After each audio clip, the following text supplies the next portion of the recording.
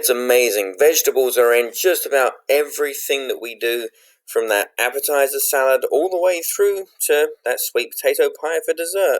We rely on vegetables to give us flavors and colors, just to bring all of our dishes together and to really give us a very healthy lifestyle.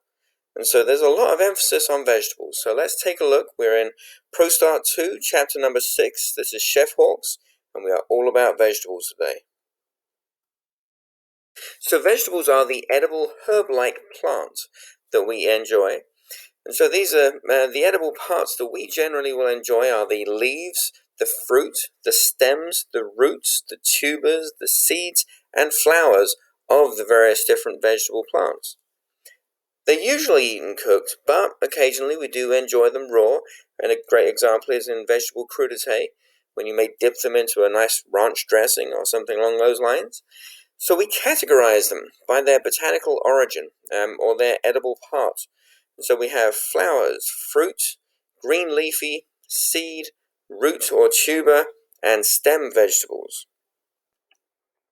We're going to start off looking at our flower vegetable first.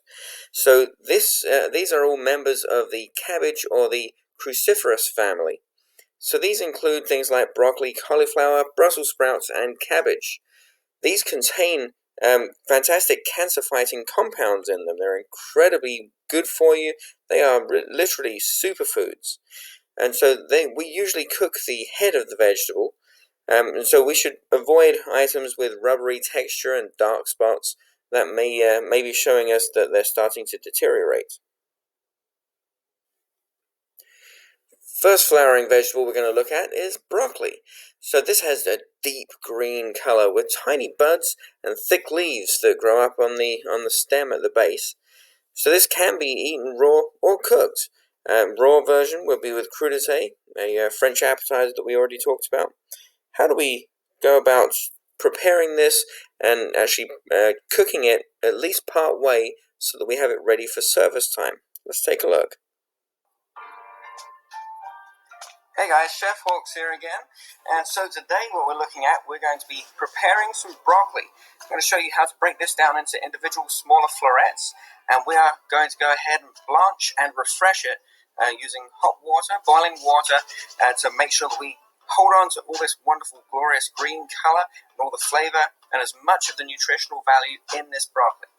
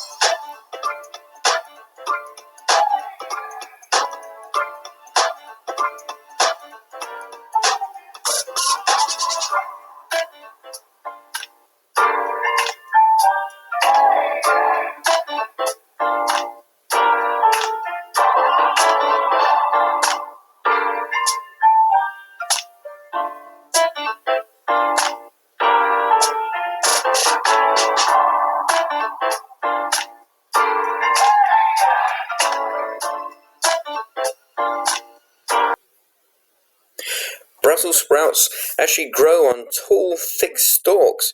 They literally look like a jingle stick. They grow bobbling down that thick stalk. They're great if they're steamed, but I particularly like them when they're roasted. I'll show you an example of that later. They do have a milder flavor than cabbage, but there are great ways to actually bring out some of the richness in them. And then we move on to cabbage. So these have thick, waxy leaves. The leaves form around the head, and they have a sweet to mild to strong flavor depending on the particular type of cabbage that you go with. They have bright color and a firm core. Cauliflower. Now, these can come in many different colors, from white to green to purple, and they're absolutely beautiful in the way that they grow. So the entire plant is actually edible. So they're firm with clusters of florets, and so in a similar way to the way we prepare broccoli, we can break those down into more manageable sized pieces, so that as we cook them, they cook nice and evenly. You can serve them raw, or you can serve them cooked. Let's take a look at some fruit vegetables now. So these come from the flowering plants they have seeds, which botanically speaking, that technically makes these a type of fruit. But we generally tend to look at them as more of a savory food, so we generally still look at them as a vegetable. But so we start off with avocados. Avocados have a really rich, buttery flavor. They're actually very high in fats, in healthy fats, with a dark, leathery skin that protects them. And because what we need to make sure of when we start preparing them is to add a little citrus or a little acidity to them so that they don't go brown.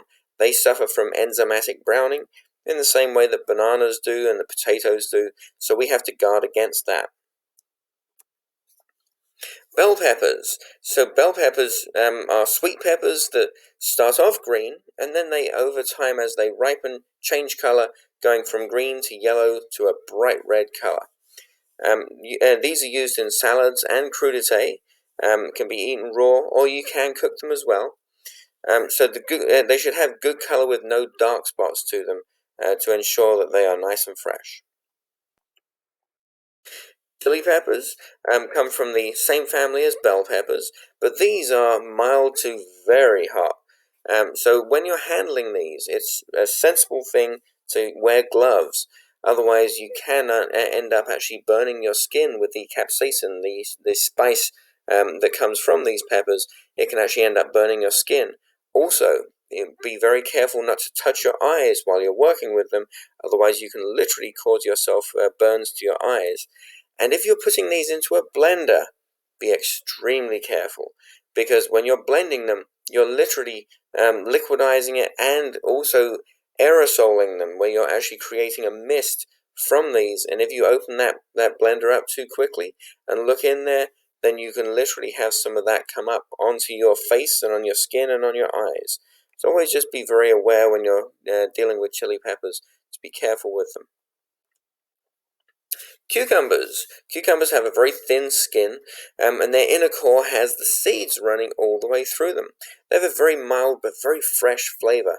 They're great for adding to salads and crudité, but they're also great that you can actually add them into things like water to flavor up water if you don't particularly enjoy just drinking plain water, and various other drinks and things as well.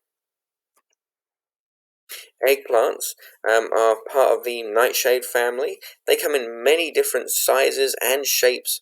They range from white all the way to a purple to almost jet black. They have a glossy, smooth skin on the outside. Always make sure that they don't have any bad spots to them. That can be where they may be bruised or they may be deteriorating. Tomatoes, also part of the nightshade family as well. There are literally hundreds of different types of tomatoes around, from the highly cultivated ones all the way through to heirloom tomatoes, which to grow heirloom tomatoes you use ancient seeds, which are not genetically modified in any kind of way, to actually grow the types of tomatoes that you would have had hundreds of years ago. So the flavors can be very, very different depending on when they're picked, the type of tomatoes they are, and where they were picked and how far they had to travel to you. So they can go all the way from being very sweet to very acidic. So this really depends heavily on the season that you're in. Right now, if we're in winter season, then where we live in the United States, the temperatures are very low, and so we're not locally growing any tomatoes. But if you're over on the west coast in California, or if you're down in Chile, where right now it's they're moving into their summer, it's possible that they may be growing tomatoes. But the fact is, in order for them to pick them all the way over there and ship them to us, it's going to take a long time for them to get to us, even if they're done by air. This will mean two things. They'll be very expensive, and because they were picked when they were still green, they're not going to have much flavor, and they'll have a much, much higher acidity to them. So generally speaking, I prefer to use tomatoes and things when I know that they will be ripe and ready for me to be able to enjoy. However, during the winter months, it is possible to use tomatoes, and generally I will use canned tomatoes because they were picked during the height of the growing season, and so they were preserved by canning them, so you can always use them for that purpose. They just don't look quite as nice when they're canned. They're more used when we're cooking with them. I'll show you an example of that in just a moment.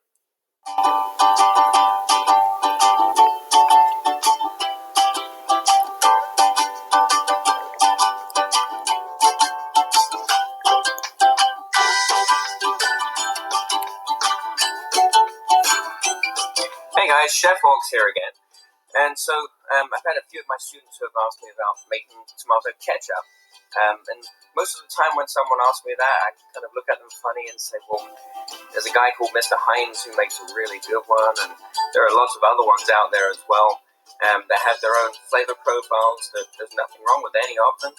They're very consistent year-round, so why not just do that? Well, you could always end up in the situation that I have right now. So my tomato plants out in my back garden are just producing tomatoes like it's Christmas. It's crazy how many tomatoes I've got. I can't give them all away. I certainly can't eat all of them. There's so many of them in there, but they're all going to go bad pretty quickly, especially the ones that are really ripe right now. They only have a few days shelf life when they start deteriorating. So this is a method of preservation. So we're going to make some ketchup.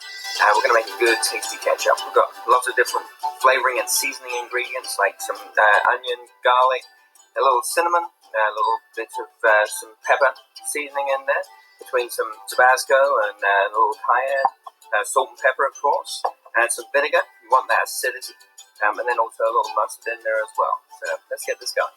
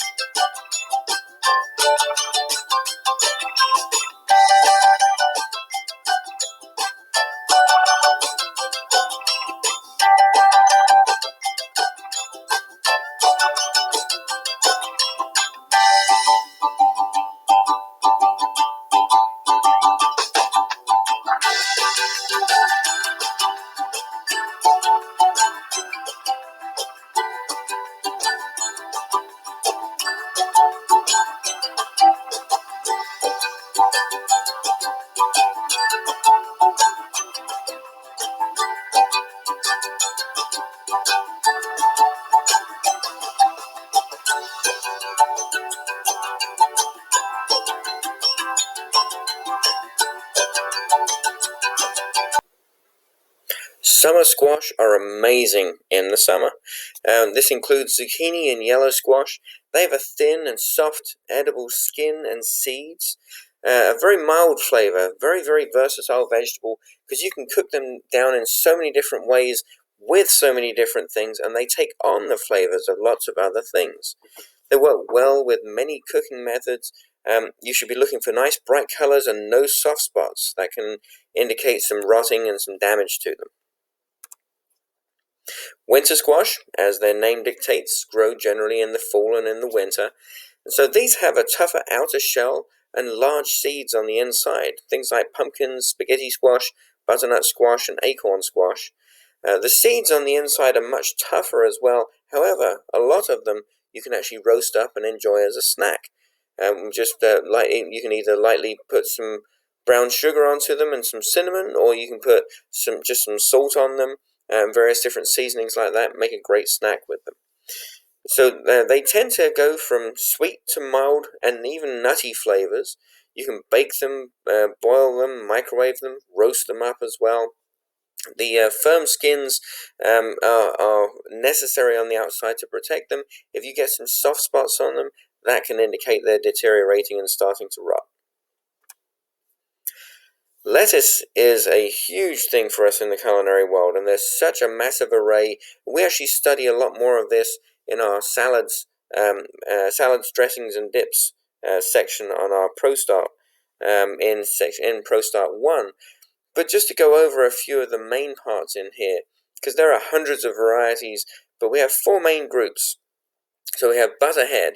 These are these small, round, loosely formed heads that have a buttery kind of texture. They're very, very soft. So we have to be very gentle with these, otherwise they tend to bruise up very easily. We have crisp head lettuce, probably the most popular of all the lettuce, also known as iceberg. This has light green leaves. They're very, very crispy and very, very mild in flavor. So you can add lots of different things to a salad with crisp head lettuce to actually give it more flavor. And then you have leaf salads, like loose leaves with curly edges to them. And then we have romaine, which is the most flavorful. That's very often used in things like Caesar salads. We should always look for good color in our lettuces with no blemishes. Those blemishes will deteriorate rapidly where they have such a high water content. They will start to mold very quickly as well. Mustard greens and collard greens. So these have a bitter and strong flavor.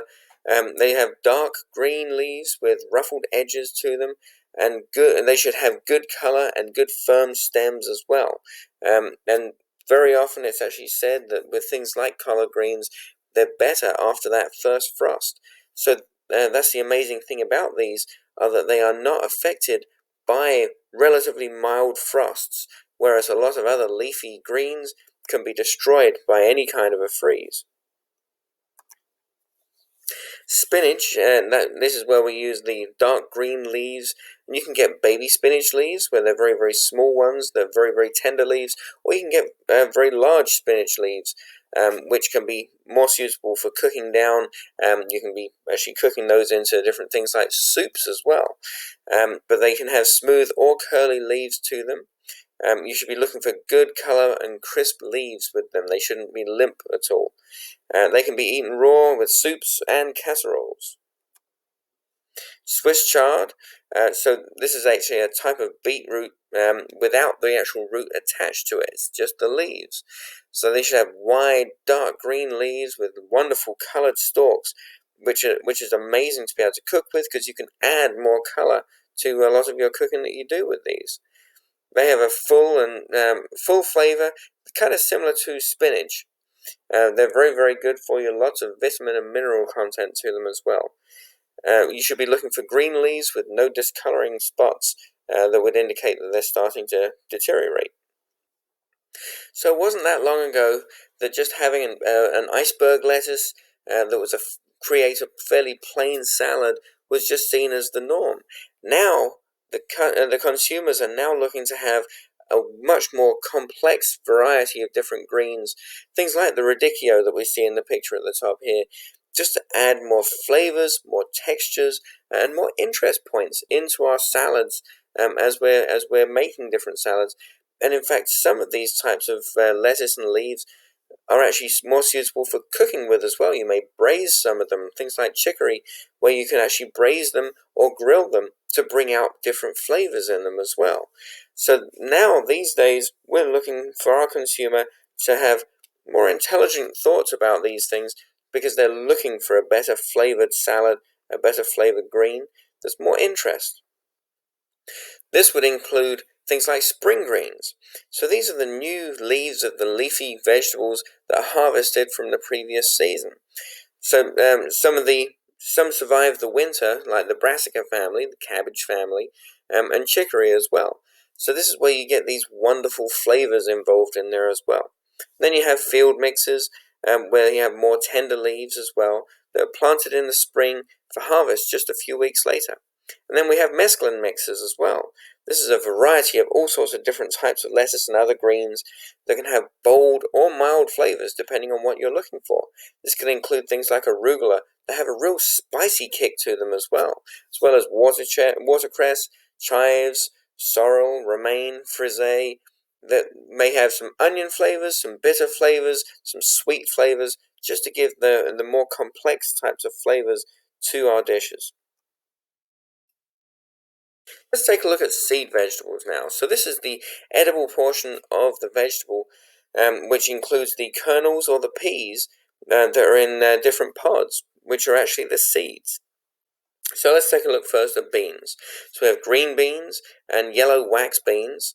Some beans are actually removed from the pods, and others you can actually eat the beans and the pod all at the same time. These are usually soaked or boiled before cooking. We have corn, and so this can be white, yellow, or bicolored. And so this tends to be sweet or full-flavored. And so it should have a good firmness to it when it's still on the cob, and there should be no discoloration in it. Sweet corn should be used soon after it's picked, as it can start to deteriorate. We should also be aware of things like corn where there is a lot of genetically modified corn out there, and so that may be something that our clients and customers are concerned with. So we should always look at where we're sourcing our corn from. Peas are the most common are green garden peas. So these have a sweet, delicate flavor to them and shouldn't be overcooked. Make sure you're very careful with that so that you don't lose the color, the flavor, and the nutritional content in them. So root and tuber vegetables grow underground or partially under the ground. So root vegetables are things like carrots, beets, radishes, turnips, and onions. So these are rich in sugars, starches, vitamins, and minerals, and so they grow single roots that extend down into the ground, and the leafy part is above the ground that's actually feeding from the sun's rays. Tuber vegetables are enlarged bulbous roots, and so now these tend to be these big fat underground root stems, things like potatoes, sweet potatoes, and yams. Beets come in the most amazing array of color. As you can see in the pictures here, they go from red to yellow to white, and even, as you can see over on the right hand side here, we have candy cane color ones as well. So the earthy flavor is actually caused by a chemical called geosmin, which actually gives them that real earthy, rich kind of flavor. Some people don't like, some people love. The fact is, by cooking them and pickling them, steaming them, baking them, roasting them, we can actually bring out flavors, or we can slightly alter those flavors to make them so that you may think you don't like them, but maybe it's time to try them a different way. Carrots have beta-carotene in them. This is converted to vitamin A. So these are very, very good for you. We can serve them as crudité, as raw. We can use them as garnishes on top of salads, or we can cook them as well. So we should be looking for good color in them with no blemishes to them. Now, if you get regular orange carrots, as we generally would see on the shelves, that's what's most widely cultivated these days. However, if you actually look for heirloom carrots, you'll see the most amazing array of different colors, from yellows to purples to oranges. They look incredible, and they're a really good way of being able to garnish a lot of our foods. We also use them heavily in our mirepoix, 25% of our mirepoix comes from carrots, and that's because they're such an intrinsic part of not only flavor but also color. Leeks resemble green onions, but as you can see, they've got a long stalk to them, but they're wider than green onions. But they still have that mild onion flavor. We can bake them, grill them, use them in stocks. We can use them in sauces and soups.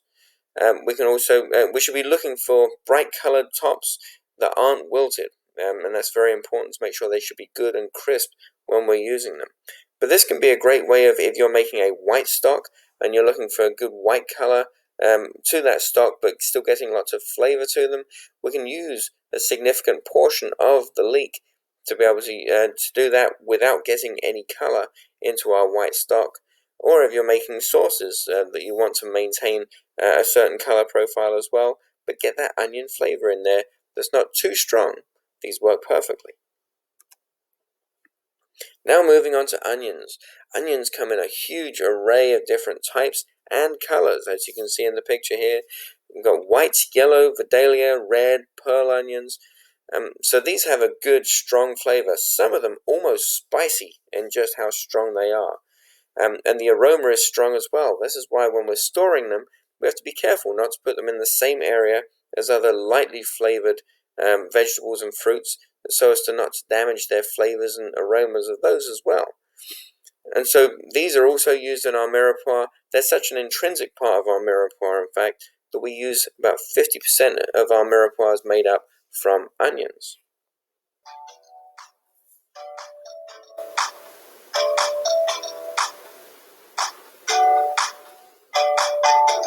Today I'm going to make a classic. We're going to make a classic French onion soup. So French onion soup is all about taking a bunch of onions. You cannot skimp on the onions. We're going to slice those up, and we're also going to put a really good fresh stock with it as well. It makes a really rich, full, caramelized flavored soup. So let's get started up. Okay, I'm going to start off. I'm going to use a little olive oil to pour into our saucepan. I'm using a large saucepan here that we're going to start searing off our onions. And so for our onions, what we don't want to have happen, we want to be able to slice these down. We want to be able to have these slices of onion to be individual slices. We don't want them to be kind of like loops that will go kind of hanging off our spoon inconveniently. We want them to be so that they hang off nice, or so that they sit on the spoon nicely and they're easy for us to eat. So we're going to peel off our onions first. We'll cut them in half, and the way we're going to slice them after that is that rather than slicing them going across in this kind of direction, where we would make these semicircle hoops, we're actually going to slice them in this direction, going in the opposite direction. This way we'll get nice slices.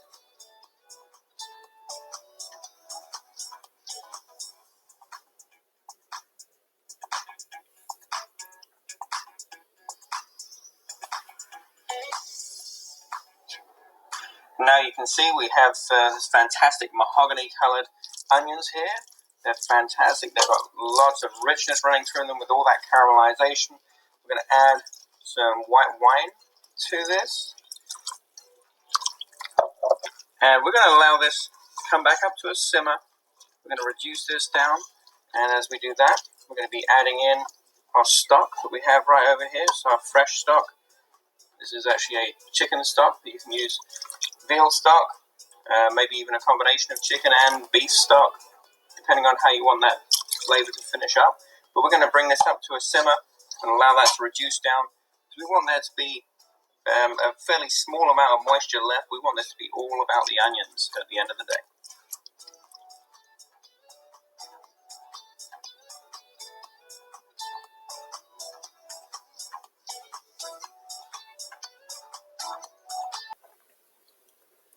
Potatoes are widely available all over the world, and they come in a huge variety of different flavors, sizes, textures, and colors for different purposes as well, depending on how starchy they are.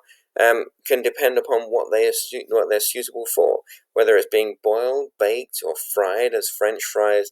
There's so many different uses for them, but they all have their different capabilities too. You can get some very waxy potatoes as well, and all depending upon exactly the type will depend on the best cooking method for them. They should all be firm and free of eyes as well, and well shaped as well as what we're looking for.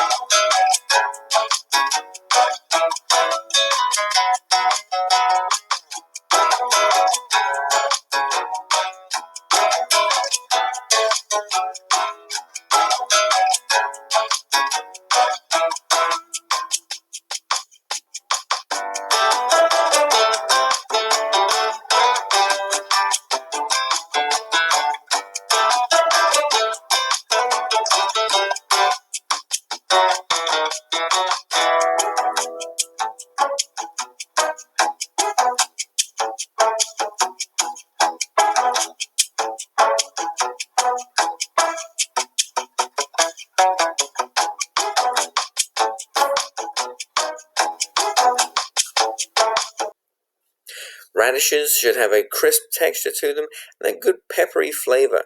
They're great for using as garnishes and for crudité in salads. They give great color to everything that they use. They should be firm and they should have that bright red color to them. Scallions, also known as green onions, are onions that have been pulled up before maturity. And so they have the wonderful green color to them, which is great for garnishing things as well. But they're on the lighter side in terms of mildness and flavor, so they work really well for garnishing things that you don't want to overpower with onion flavor. Shallots are shaped like bulb onions, but they can form their own small cloves as well. These are again a much milder flavored onion, perfect for using in salads, sauces, and various meat dishes as well, where you don't want to have that overpowering flavor and spice from some of the onions. Sweet potatoes are different botanically from regular potatoes. They actually get their color from the beta-carotene, which is actually vitamin A. So they have this bright orange to yellow kind of coloration to them. They do have a sweet flavor to them. They're great for baking, boiling, pureeing, or even frying as fries. They should have firm sides to them as you press down onto them. They should be free of eyes and well-shaped as well. Turnips are hot and have a hot and peppery flavor to them. They have a wonderful rose-colored flesh to white flesh as they go from one side to another. These can be baked, boiled, steamed, or mashed. Rutabagas are actually a cross between cabbage and turnip, and so these leaves can also be eaten as well. They're very popular to be able to use in salads or to be cooked down as well. Yams are quite similar to sweet potatoes and are actually often substituted for sweet potatoes, but they're not quite exactly the same. They do have more sugar and more moisture content to the flesh of them. and they can go from a deep red to a cream color. We're going to take a look at some of our stem vegetables now. So this is the vegetables that we actually eat, the stems of the plant in particular. So we're going to first of all take a look at some artichokes. So this is the immature flower of a thistle plant. It can be a little intimidating to a lot of people when they're trying to look at it and see exactly how to prepare it. So these can be simmered, steamed, or microwaved, or braised. The hearts are often served by themselves or on salads, in dips, in many different kinds of ways. So the mature artichoke actually forms a just above the heart has the choke that needs to be removed. This is the fuzzy center right around this area here. You should be seeing dark green leaves around the outside that protect the heart, which is the part that we enjoy. It should be soft when you squeeze the sides. But if you do it with this, you can break this at the bit, and that will tell you how fresh that artichoke is. That artichoke is pretty fresh, otherwise there is a lot of little thread coming out of the artichokes. This you can keep. Actually, the center of the artichokes here, if you remove enough of a layer here, it's a little bit like the artichoke bottom. I will cook that with the artichoke bottom. Yeah, that will be tender after it's cooked. Now, the artichokes here, there is a different way of doing it. I like to do it this way, going around here.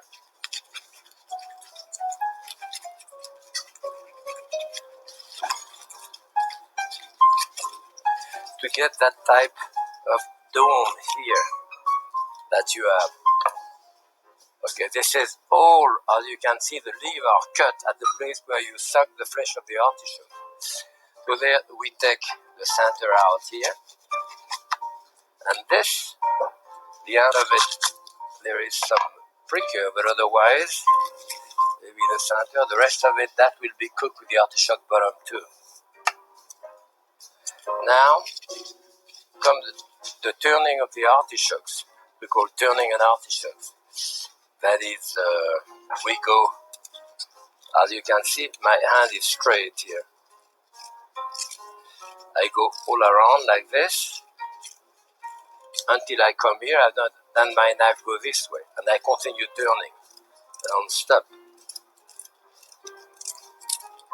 And then I'm here, my knife goes flatter, and I continue turning. This is really the process of what we say, turning an artichoke. Then you trim the top.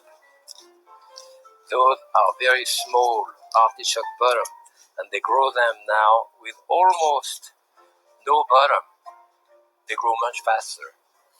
But this artichoke bottom now, you cook it in the salted lemony water, a bit of olive oil. When it's cooked, you take the choke out of it, and now that becomes a receptacle. Asparagus are delicious, and they grow incredibly quickly. Look it up on YouTube. You can see some videos of them. But so these can be grown either green or white. They have very tender stalks and tips. Just beware at the very base of them, they tend to get a little fibrous, so we may have to trim or peel down at the very base. They can be steamed, roasted, sautéed. They should have a dry and very tight tips at the top with no wilted stalks. Celery is very commonly served in salads, soups, stews, or as crudité. They're very, very versatile for so many different things. We use them in mirepoix too, right? We use about 25% of our mirepoix comes from celery. They should have straight, rigid stalks with fresh leaves up on the tops and then down into the center as well. We should avoid pithy, woody, limp stalks. This would indicate that they're getting on the older side. Mushrooms are part of the family of fungi, and this is very, very wide and varied. So some of the ones that we widely use will be button mushrooms, morel mushrooms, portobello mushrooms, creminis, truffles, and shiitake. The flavor can go from very delicate to fruity to incredibly pungent. We serve them raw and or cooked, and they should come in and be fairly clean and well-shaped with no dirt or spots on them. You should wash off any dirt which is on them, but just be careful not to adversely affect the quality of them by soaking them at all. Now, if we look at one of the most expensive items in our culinary universe, that would include truffles. What are truffles and where do we find them? Let's take a quick look. Just a couple of shavings of black truffles from France, known as black diamonds, can cost hundreds of dollars in a restaurant in Paris. White truffles from Italy can cost more than 3 times as much. Truffles are a fancy, delicious delicacy, some say an aphrodisiac, and ounce for ounce the most expensive food in the world.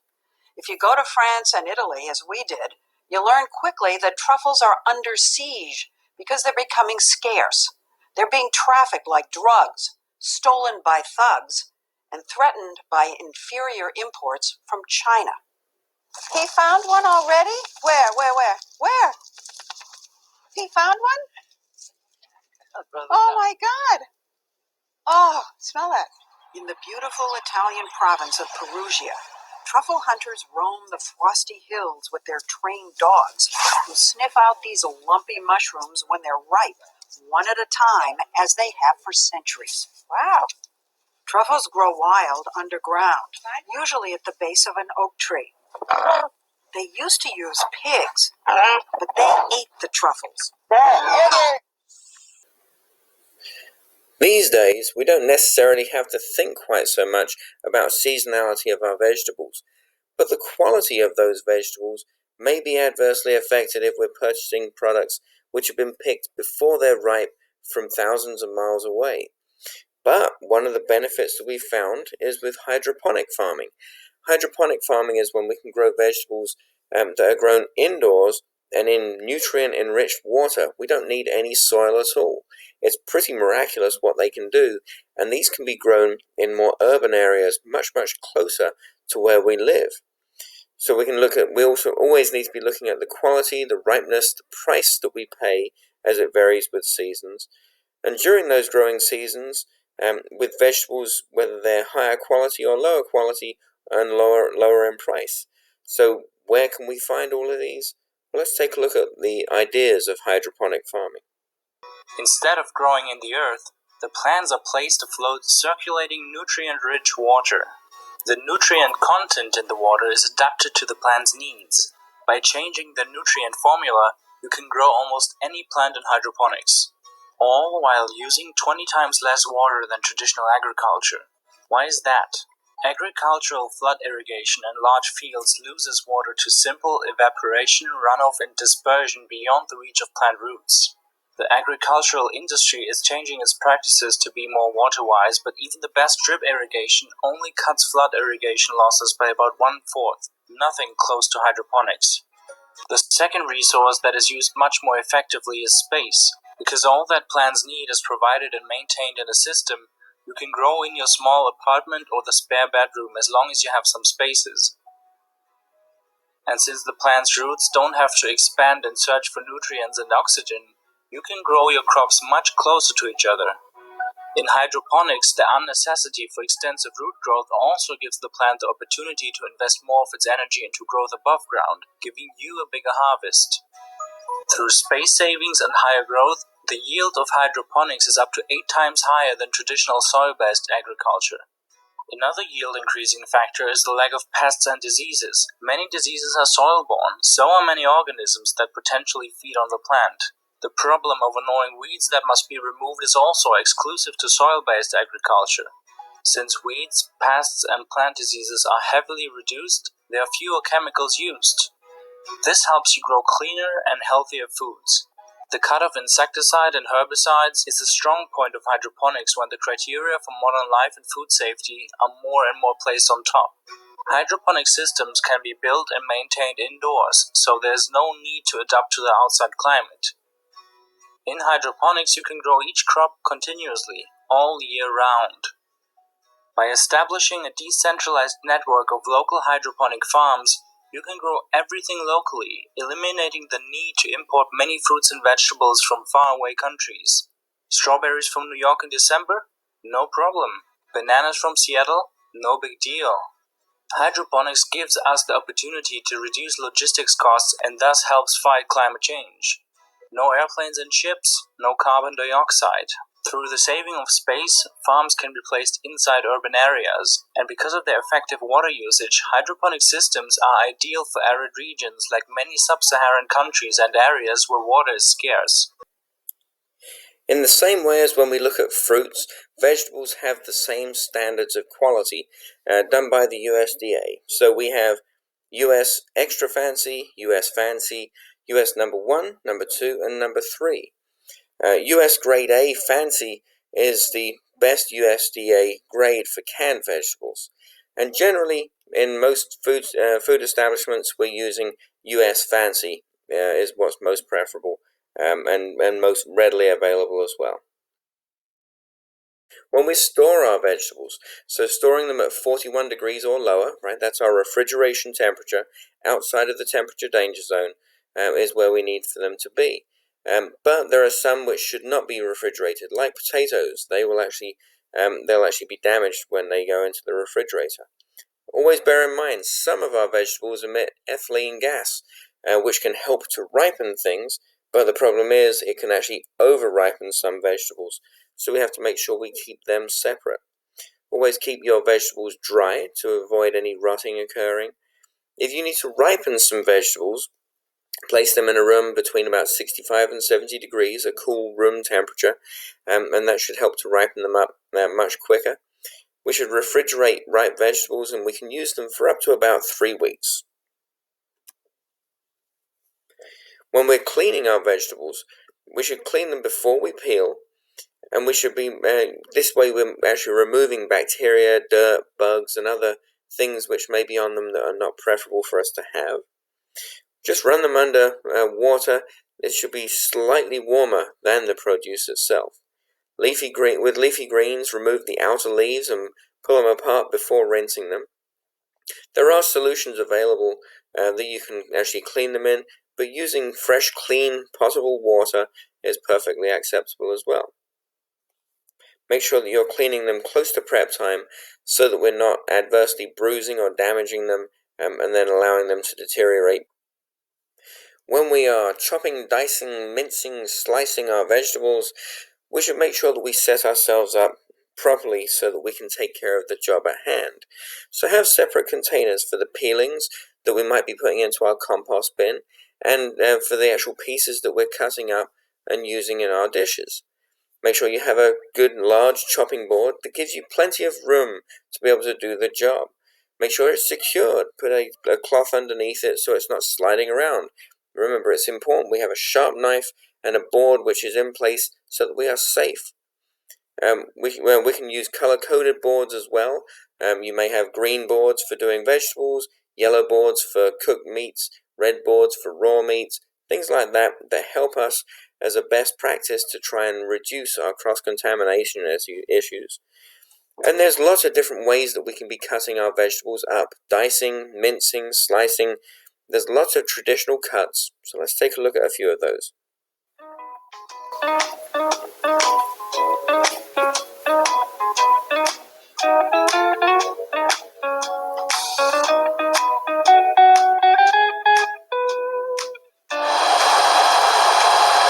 Hey guys, Chef Hawks here again. So we had a great donation made by one of our wonderful administrators, Mr. Farron. We've got lots of squash we have to play with here. So we're going to work on some knife skills. Get down to some basics. Okay, so the first thing, obviously we always go for safety first. We've washed our hands, we've got a clean board to work with, and we've got a towel underneath our board so that our board won't move around. And so, we're going to take our washed vegetables. We're always washing our fruits and vegetables to make sure they're all clean and ready for purpose. And so, what we'll work on first, let's do some batons of some of these products. So, take off the top, and we're holding our knife between our thumb and forefinger, and wrapping our fingers nice and comfortably around here. We're going to take off the top first, and then we're going to measure down. Let's go right around here. And then, as we can see, this is a cylinder. So we're going to take off the very edges here. We'll try and block this off a little. So now, slice through. We can slice through on here. A couple on this one. So we got some batanet. So these are some nice batons. These can be used to enjoy as vegetable, or they can be enjoyed using as crudité if you're having some raw vegetable to be able to dip into various things as well. So let's go a little smaller now. So take another slice. Let's block ourselves off. And now we're going to go thinner on these.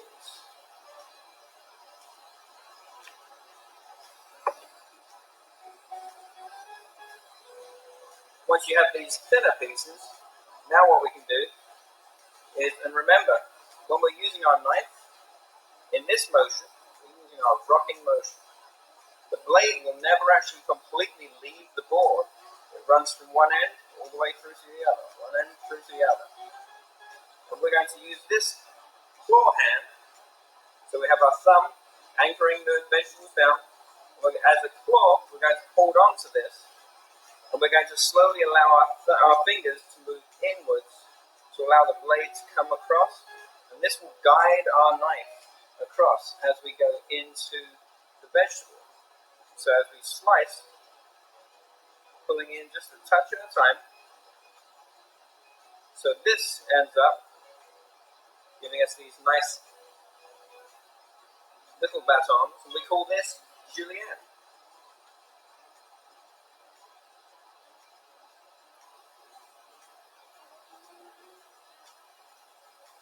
And now we can then take, let's see, a piece of this, and if we go even finer, block off the edge there, and we literally go about as fine as you possibly can. Now this is a fine julienne, where it's very, very thin strips.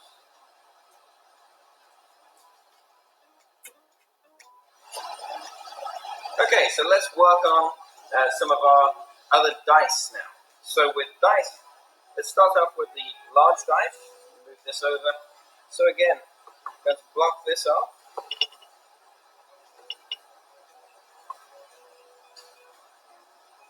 And now with this, we're going to go once across. Go across here again. And then we're literally going to be able to get, well, let's see, we can just get a couple of things off. Let's get a large dice. Finish this one too.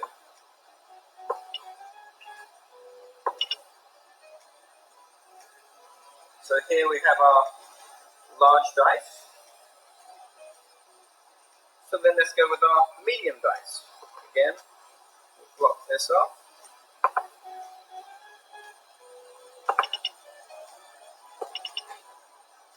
Now, any of this used product here, we can always look at the possibility of using these in stocks and sauces and soups as well. So this is never trash. Even the end pieces here, we can use those to go into our compost. So there's always a use for everything that we have here. So we're going to slice down a similar kind of way to what we were when we were doing our large batanet. And so we're going to do the same thing again. We're going to slice and slice. So remember our batanet? We've created more of our batanet. Now we do one more step.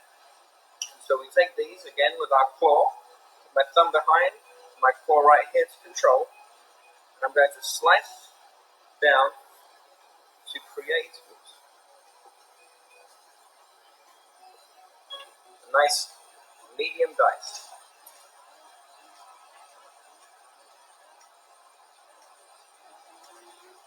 And then after that,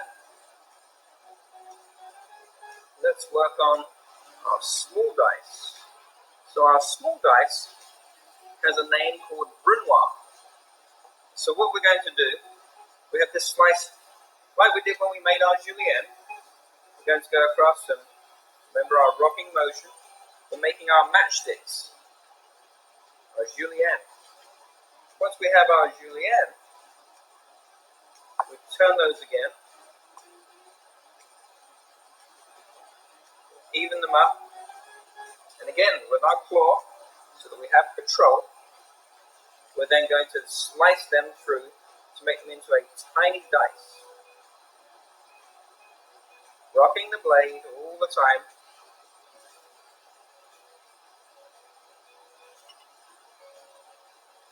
And then we finish with a slice small dice called brunoise.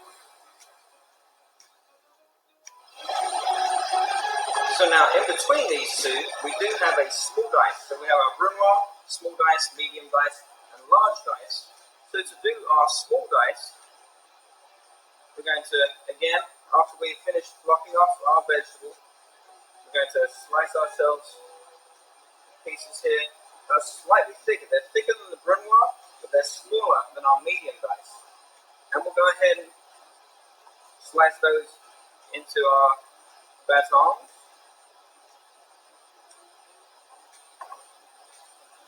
And then, again, using our claw, we're going to go through, even them all up at the end, we're going to go through and dice these nice and evenly so that we have our medium, our small dice.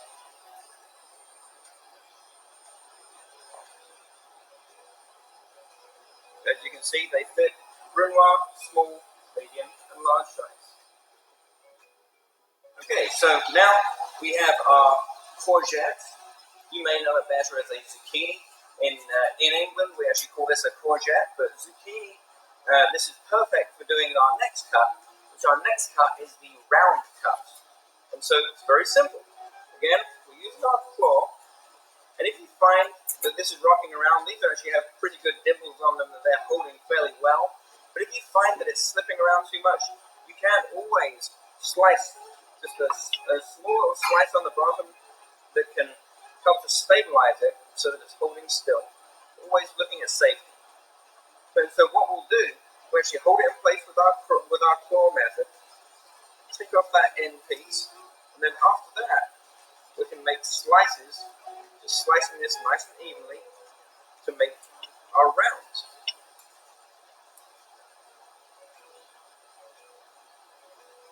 And that's another knife cut. Okay, so we have another round cut, but this cut is called a bias round cut. And so what we're going to do, when we say a bias, it means we're cutting it on an angle. We're actually going to show off the face of the vegetable product that we're cutting. So we will start, again, we're using a claw method to hold it in place. We're going to slice it down on an angle.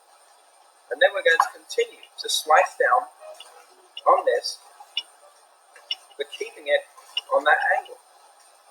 So what we end up with is, instead of just the flat rounds, we end up with these nice oval shapes.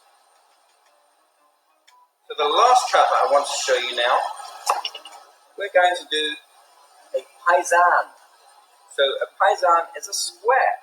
So you can see we have the large dice, the medium dice, the small dice, which we're looking at brunoise, but then we're also looking at paysanne. So again, let's block this off.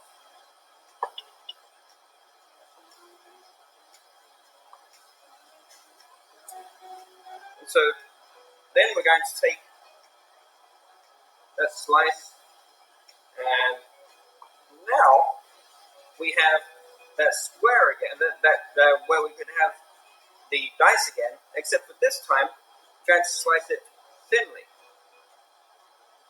all the way through. And so what this has created for us now are these lovely little squares. Garlic is something else that we use readily in the culinary world. So how do we prepare that? So we need to separate out the cloves in the actual bulb itself. So we press down on top of that to break that open. And then we can loosen the skin from each of those cloves by actually placing the clove under a chef knife and just pressing down firmly onto it to split it. Then it peels off really easily. We can peel that skin and then just start to mince the cloves down by chopping on them with a rocking motion on our knife blade. Another way to actually extract a little of that flavoring in there is to just sprinkle a little salt on there as well. That can actually help you to mince it down and puree it with the side of the blade as well. When it comes to us cooking our vegetables, we should be prepping them up close to cooking time so they don't get any dry edges to them and they don't start to deteriorate. We should use high quality produce when we're doing this and store and handle them properly and safely, right? Making sure that we always have them in the right place, whether it's refrigerated or if they have enzymatic browning, have them in water or have them with some lemon juice or some kind of acidity to stop them from deteriorating. Use the best suited cooking process for each of those vegetables as well. Overcooking will actually reduce the quality, the nutritional value, and the appearance of all of our vegetables. So the different kinds of cooking methods we have available to us. We've got boiling, which includes blanching as well as parboiling, part cooking. We have steaming, microwaving, roasting and baking, sautéing and stir-frying, pan frying, deep frying, grilling, stewing and braising, sous vide, cooking under vacuum, and pureeing. Baking is suitable for carrots, eggplant, mushrooms, onions, potatoes, squash, and tomatoes. Boiling is suitable for dried beans and legumes, cabbage, carrots, corn on the cob, and potatoes.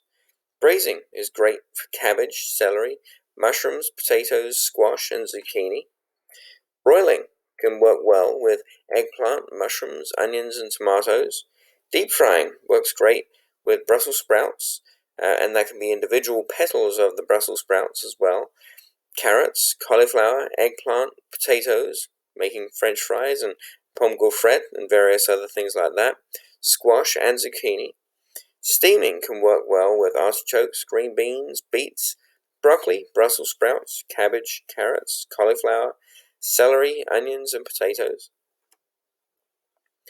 We have some color changes that can occur when we're cooking foods. This can be good or it can be bad, depending on whether it's an adverse effect that we've had that we weren't planning, or if it's something that we wanted to happen. So looking at generally white vegetables, so this includes things like potatoes, turnips, cauliflower, onions, and white cabbage, they will turn yellow when they're cooked with acids. They'll turn a yellowish gray when they're cooked with alkali. So acids may be different fruit juices like orange juice, lemon juice, lime juice, things like that, or vinegar. Alkali, that may be with baking soda. So they don't actually have any coloring compounds in them, but these changes can occur, so we need to be aware so that we don't have them happen if we don't want them to happen. With red vegetables, these actually contain anthocyanins. These will respond to differing pH levels, acidity and alkali conditions. So these include things like beets and red cabbage, but not tomatoes. So this is when they can turn red when they're cooked with acids like vinegars or different juices, or they can turn a bluish-green color when they're cooked with alkali like baking soda again. They will turn a greenish blue and have like a faded look to them if they're overcooked. Not a good thing. If you take green vegetables, things like asparagus, green beans, lima beans, broccoli, Brussels sprouts, peas, spinach, and okra, green peppers, and artichoke, they turn an olive green when they're cooked with acid, or they turn a bright green when they're cooked with alkali. They also will turn an olive green when they're overcooked, and they'll start to go a yellowish kind of color once they get overcooked. They actually contain chlorophyll, as most plants do, that respond to the different pH changes. Yellow and orange, including things like carrots, tomatoes, rutabagas, sweet potatoes, squash, and corn, they're little changed when it comes to acids and alkalis. They can fade if they're overcooked, but it's the beta-carotene, the vitamin A, that's in them that gives them the color, and that doesn't really change when it comes to the pH level. Looking at the best kind of cooking methods for different types of vegetables, boiling is great for those hard, starchy types of vegetables. Blanching is when we cook in hot water or oil, and then we plunge into ice water to actually stop and refresh those vegetables from cooking any further to arrest that cooking process as quickly as we can. In some instances, say if you're doing tomatoes, you can actually use this as a method of skinning them really easily. It helps to set the color, like we saw in our broccoli earlier on. It sets that wonderful green color in our broccoli. It eliminates or reduces strong flavors that are in there some of those vegetables as well. And it's the first step in other cooking methods if you want to have your vegetables ready for quick service. Parboiling is where we partially cook in boiling water. Steaming helps to retain vitamins and minerals because we're not having them wash out into the boiling water. It cooks in directly with that hot water vapor.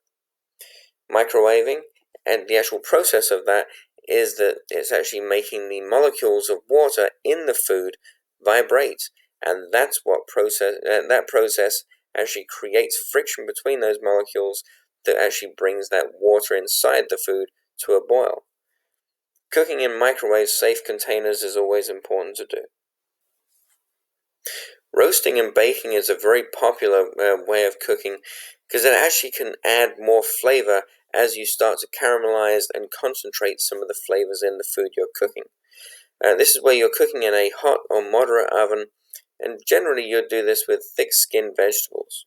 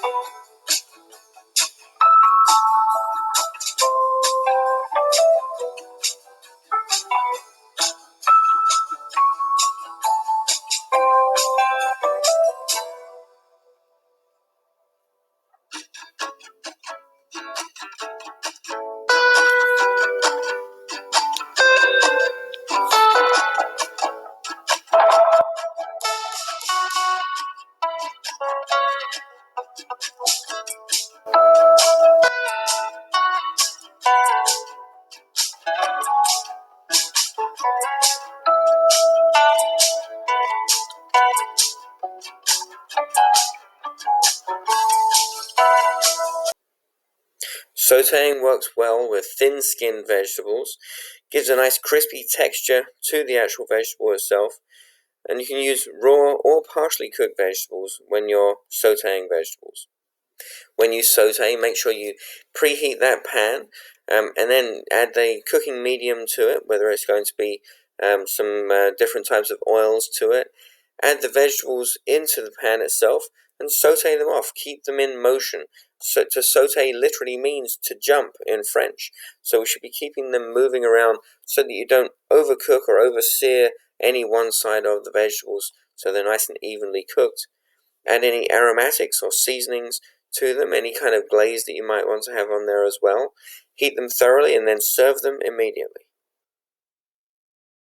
Glazing can give a great glassy appearance to vegetables. This is where we coat them with a honey or a sugar or some type of syrup.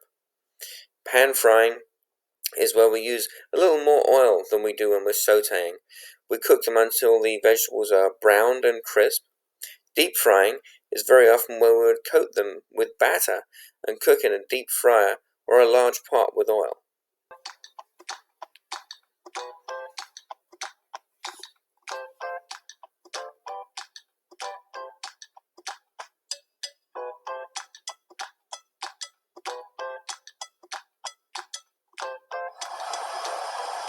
Hey guys, Chef Hogs here again.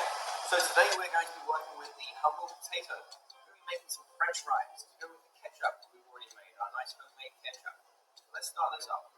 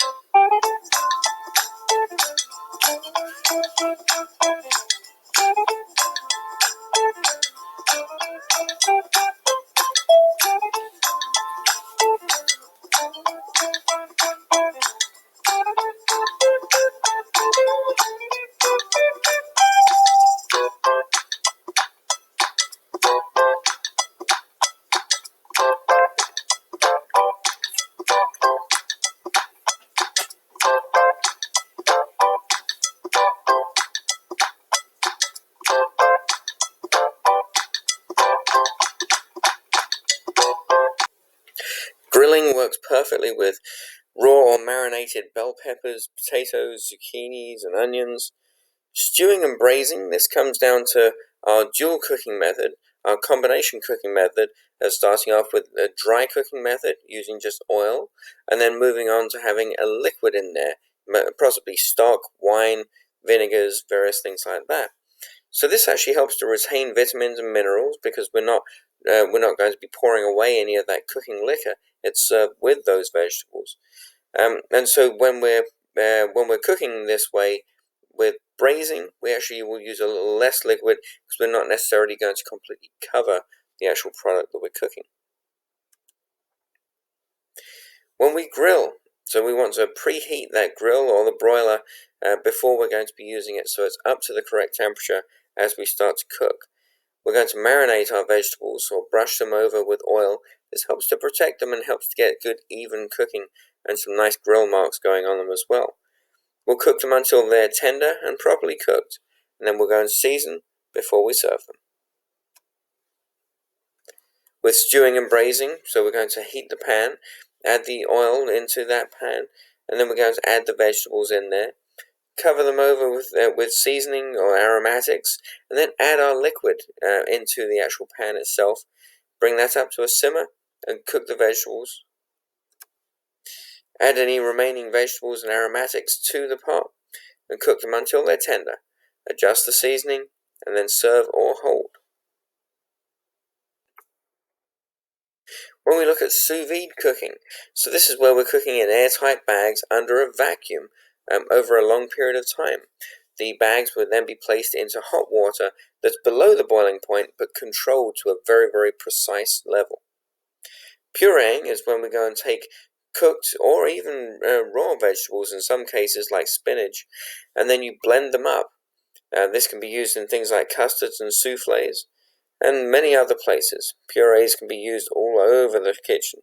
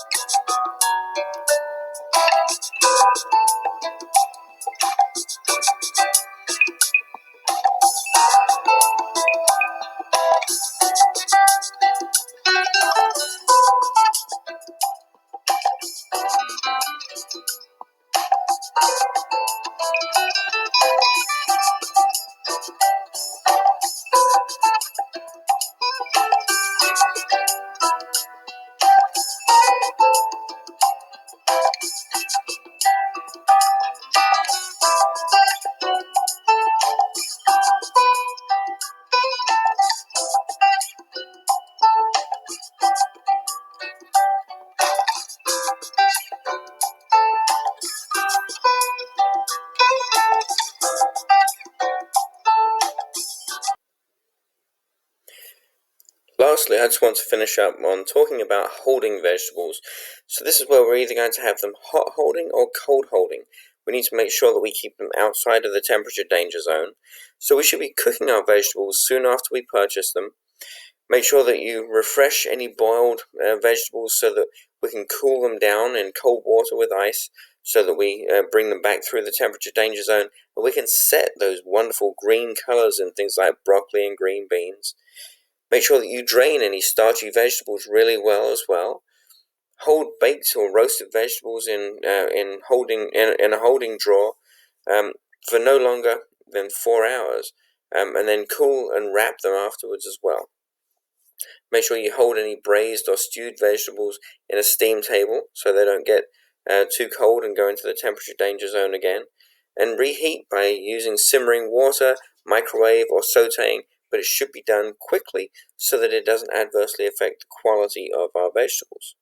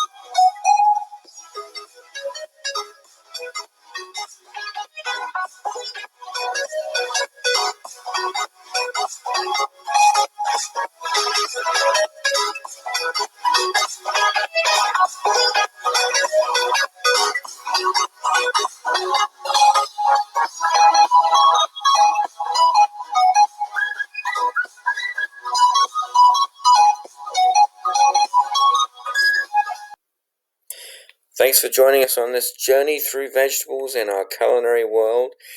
If you have any questions about anything, please do ask me, but I hope to see you in the kitchen soon. Cheers.